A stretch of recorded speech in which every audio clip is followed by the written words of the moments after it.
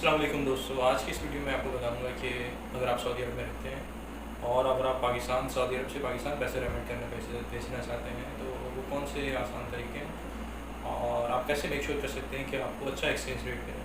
मैं आपको तरीके बता देता हूँ, फिर उसके बाद उसके एडवांटेज और डिसएडवांटेज जो है वो मैं आपको बता देता हूँ। ठीक है, जो सबसे पहला तरीका ये है कि आप या आपका कोई दोस्त कोई अजीज़ यहाँ से पाकिस्तान जाए, आप उसके हाथों पैसे यहाँ से भिजवा दें या आप खुद जा रहे हों तो आप कैश अपने हाथों ले जाएं और वहाँ पे ओपन मार्केट में उसे सेल कर दें। अब इसमें भी कुछ फ़ायदे हैं, इस मेथड के कुछ नुकसान हैं, कुछ लिमिटेशंस हैं, वो मैं आपको आगे चल के बताता हूँ। अच्छा, जो दूसरा तरीका है बैंकिंग चैनल के थ्रू आप जो है ना पैसे भिजवा देते हैं। यहाँ से आप बैंकिंग चैनल के थ्रू अपने पाकिस्तानी अकाउंट में पैसे भिजवा सकते हैं। तो इसका क्या तरीक़ेकार होता है ये आगे चल के मैं आपको बताता हूँ। और जो तीसरा तरीका है वो हवाला हुंडी का है, जो कि लीगल तरीका है।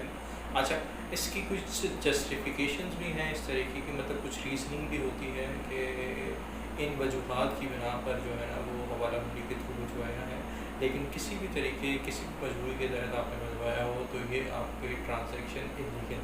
ठीक है, तो चलें जी, अब डिसएडवांटेज और डिसएडवांटेज के बारे में बात कर लेते हैं। अगर आप यहाँ से बाय कैश अपने पैसे रेमिट लेके जाते हैं या किसी दोस्त अजीज़ के हाथों आप भिजवाते हैं, ठीक है, उसमें फ़ायदा आपकी ये होता है कि एक तो ओपन मार्केट का रेट आपको ज़्यादा मिल जाता है, यानी इंटर बैंक से आपका ओपन मार्केट का रेट ज़्यादा होता है, तो आपको वो बेनिफिट हो जाता है कि आपको रेट अच्छा मिल जाता है एक्सचेंज का। और दूसरी चीज़ ये होती है कि कोई ट्रांजेक्शन फ़ीस आपको नहीं देनी पड़ती।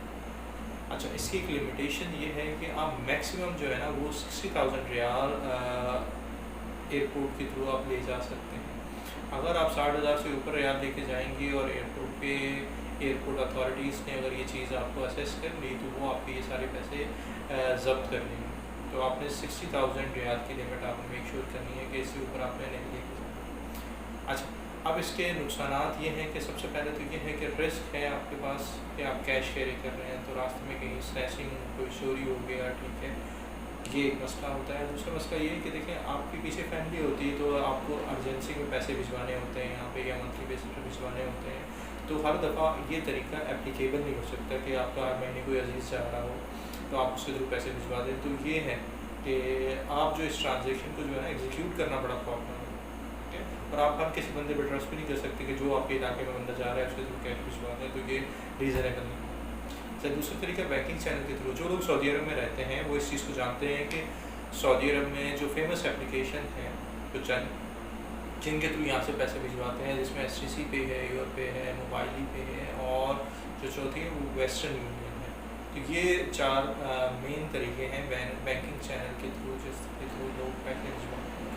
लेकिन जो STC, यूरोपे और मोबाइली पे की मैंने आपको एप्लीकेशन बताई है, डिजिटल वॉलेट अकाउंट होते हैं। जिस तरह पाकिस्तान में आप वाकिफ़ हैं कि ईजी पैसा या जैज़ कैश लोकल ट्रांजेक्शन के लिए इस्तेमाल होता है, यहीं इसी तरह यहाँ पे फ़ॉरेन रेमिटेंसेस के लिए ये 3 मेजर एप्लीकेशंस होती हैं। ये एप्लीकेशन आपको बआसानी गूगल प्ले स्टोर पे मिल जाती हैं, आप वहाँ से डाउनलोड करें, डाउनलोड करके आप अपने मोबाइल में इंस्टॉल करें। इंस्टॉल करने के बाद ठीक है, इस पर आप ख़ुद को रजिस्टर करते हैं। जिस तरह आप ईजी पैसा वहाँ पे आप 86 नंबर देते हैं तो यहाँ पे आपको इकामा नंबर देना होता है, ठीक है, आपका मोबाइल नंबर रिक्वायर्ड होता है।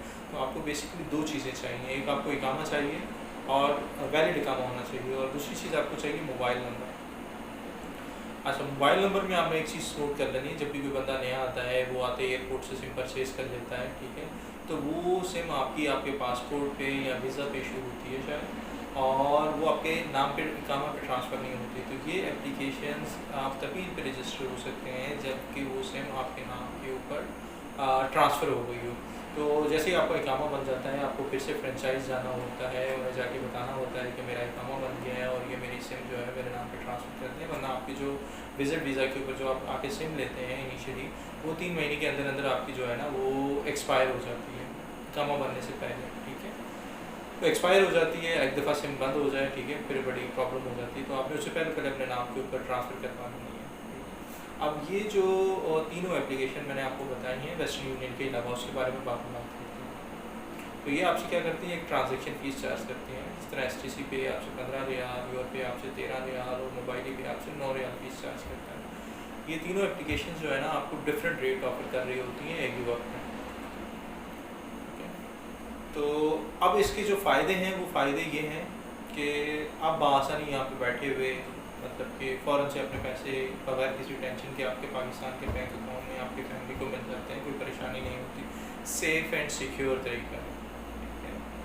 और इसका जो नुकसान है देखें, एक तो आपसे ट्रांजैक्शन फ़ीस ये चार्ज करते हैं और दूसरा इसका नुकसान ये है कि इंटरबैंक में रेट जो होता है वो ओपन मार्केट से कुछ कम रेट पे होता है, ठीक है। ये इसका नुकसान है। अब वेस्टर्न यूनियन के बारे में अगर हम बात करें तो वेस्टर्न यूनियन देखें थोड़ी सी ट्रांजैक्शन फ़ीस आपसे ज़्यादा चार्ज करता है, वो आपसे 20 रियाल ट्रांजैक्शन फ़ीस चार्ज करता है। ऐसे ये जितनी भी जो मैं फ़ीसेस बता रहा हूँ ये पर ट्रांजैक्शन होती हैं, यानी अगर STC पे से 500 रियाल आप पेमेंट करें तो वो 15 रियाल चार्ज करेगा, 1000 तो वो अगर दिन में आपने 3 दफ़ा ट्रांजैक्शन की है, बेशक 500 रियाल की तो वो 3 दफ़ा आपसे पैसे चार्ज करेगा, ठीक है। तो इसी तरह वेस्टर्न यूनियन थोड़े आपसे ज़्यादा, वो 20 रियाल पर ट्रांजैक्शन आपसे लेता है, ठीक है, चार्जेस। और वेस्टर्न यूनियन के जो मैंने रेट देखे हैं वो इन तीनों एप्लीकेशन से अच्छे रेट वेस्टर्न यूनियन के होते हैं, ठीक है। तो आपने पैसे जब भी भिजवाने हैं तो उससे पहले आपने ये तीनों जो है ना वो चारों एप्लीकेशंस पे जाके इनके एक्सचेंज रेट देख लेने हैं, जो एप्लीकेशन आपको अच्छा एक्सचेंज रेट ऑफर कर रही हो उसके थ्रू आप पैसे भिजवा दें। अच्छा, ये जो 3 एप्लीकेशन मैंने बताए थे इन पर अकाउंट खुलवाना बड़ा आसान है, लेकिन वेस्टर्न यूनियन के ऊपर जो अकाउंट खुलवाना वो ज़रा मुश्किल है। वेस्टर्न यूनियन पे क्या होता है कि आपको उनकी लोकेशन पे या उनकी मशीन पे जाना पड़ता है, आप वहाँ पे जाके अपना अकाउंट वेरीफाई करवाते हैं, वैलिडेट करवाते हैं, ठीक है। उसके बाद आपका अकाउंट एक्टिव होता है, फिर आप पैसे रेमिट कर सकते हैं, ठीक है। तो वेस्टर्न यूनियन में ये ज़रा प्रॉब्लम है और इसके रेट थोड़े से ऊपर हैं, ठीक है।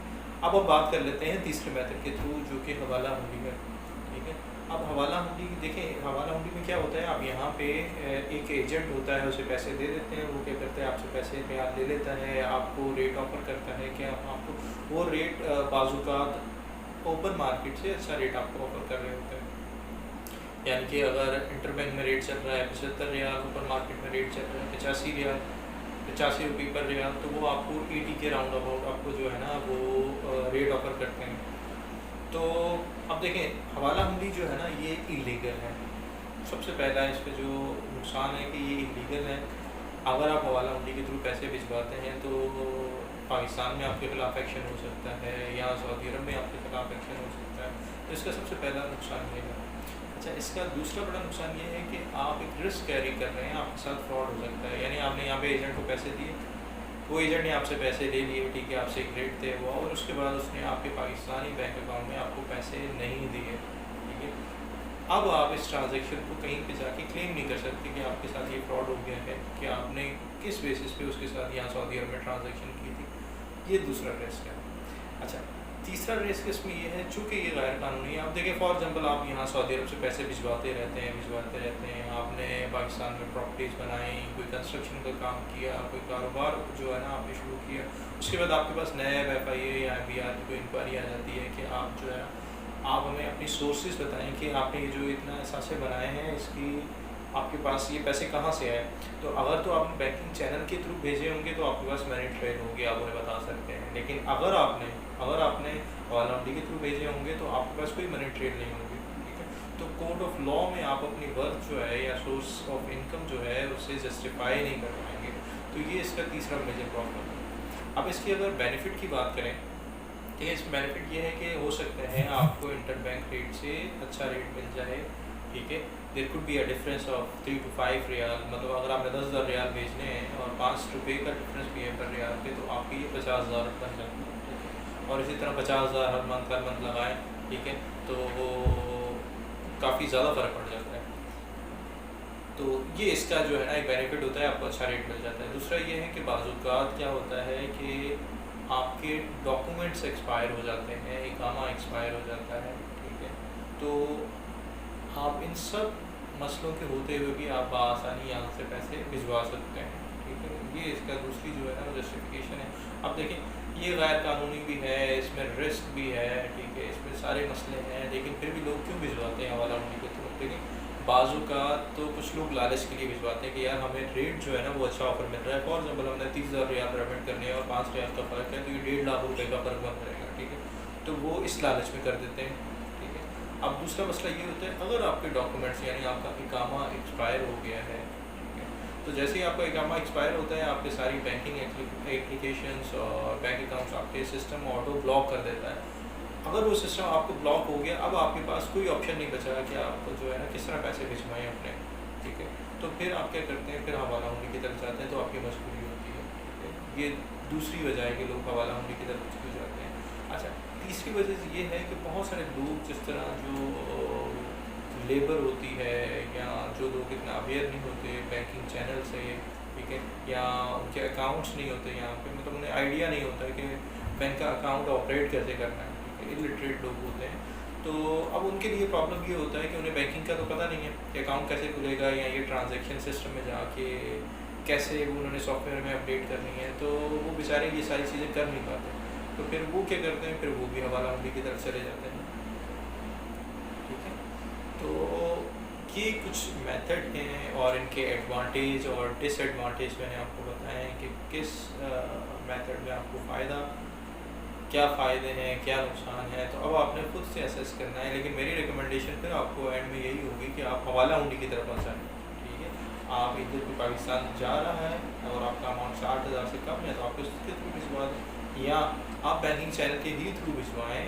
एटलीस्ट ये तो कंफर्मेशन है कि आप, एक तो आपका पैसा क्लीन होगा, दूसरा आपको ये होगा कि आप सिक्योर होंगे कि आपके पैसे आपको मिल ही जाएंगे, आपके साथ कोई धोखा या कोई फ्रॉड होने वाला नहीं है, ठीक है।